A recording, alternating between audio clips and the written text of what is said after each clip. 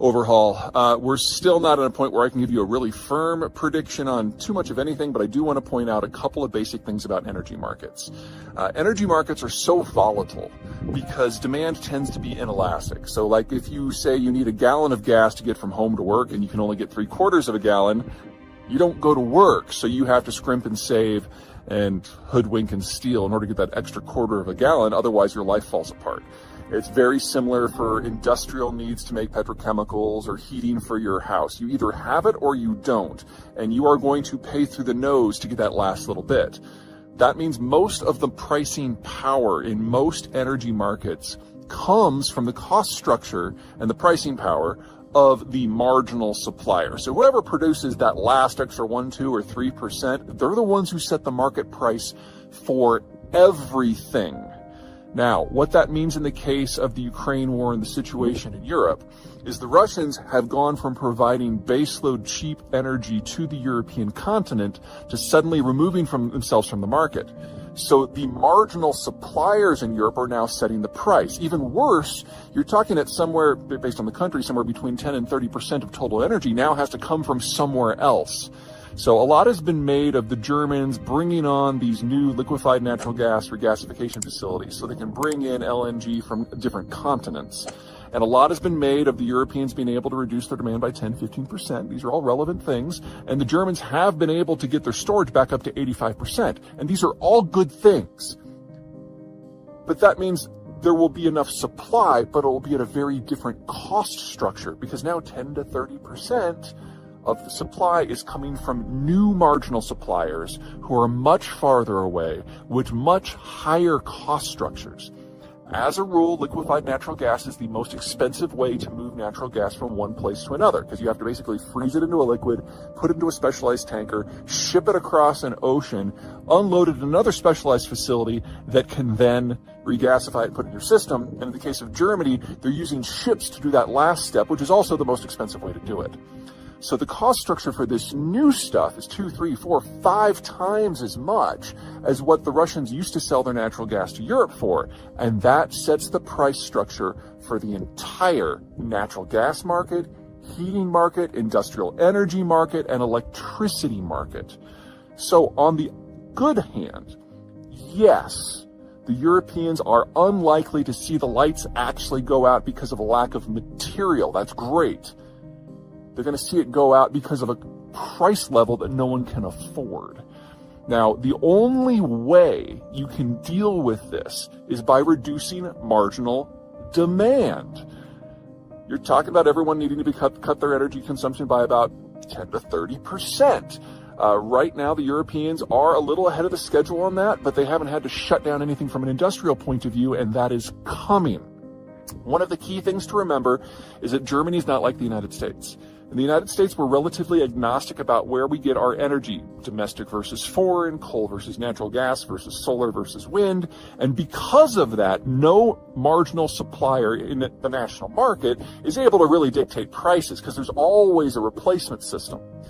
Well, the Germans are removing nuclear from the mix, and the Russians have removed natural gas from the mix, and other countries have coal or nuclear. Germany doesn't have any of that. So they're all being supplied by marginal suppliers right now. And if you go into winter, when demand skyrockets because it's cold in the winter, you know that prices are going to go through the roof, even if supplies are not in danger. What that means is in Germany, we have a very big problem coming up, not just because we're going to be seeing blackouts or brownouts or high prices, but in order to crush that demand, the German government's going to have a very clear choice to make. Let their people freeze in the dark or reduce industrial demand. And unlike the United States, where we're very agnostic about where we get our petrochemicals and what fuel sources go into it, because the Germans have removed so many things from the equation, they use Russian natural gas to fuel their petrochemicals to provide the base for their heavy and medium manufacturing. And if you remove that from the mix, that is the end of the German manufacturing model. I would be shocked if Germany was not already in recession. And this winter, when this system breaks down, that means we're going to have an industrial recession in Germany and every country that participates in that industrial system. That includes the Netherlands, Belgium, Austria, Poland, Slovakia, Hungary, the Czech Republic, and probably a couple that I didn't mention just because I forgot. So we are looking at the end of what makes the heart of German manufacturing and the European economy work. Over the course of the last few days, the Russians have started limiting natural gas supplies specifically to Bulgaria and Poland with the intent of forcing on the rest of Europe payment in rubles specifically. And there are a number of economic entities, not governments at this point, just private players in Germany, Austria, and Hungary that are agitating within the European system to be able to do just that, because the Austrians, the Germans, and the Hungarians are particularly wired in to the Russian system. So first, a few words on infrastructure. There are a number of pipes from the Russian space that go into the European space that allow the Russians to selectively cut off specific countries. So what the Russians are trying to do is get some countries to violate their contracts. The Russians are obviously violating their own. Obviously, from a legal point of view, this is a war. But the Europeans love a good meeting, and they love a good bureaucracy. So anything that puts problems within the gears, throw some sand into the operation. That's what the Russians are after. In my opinion, the takeaway capacity for Russian energy has been dropped so much between sanctions and boycotts that we're seeing pressure build up through the entire Russian system all the way to the wellheads.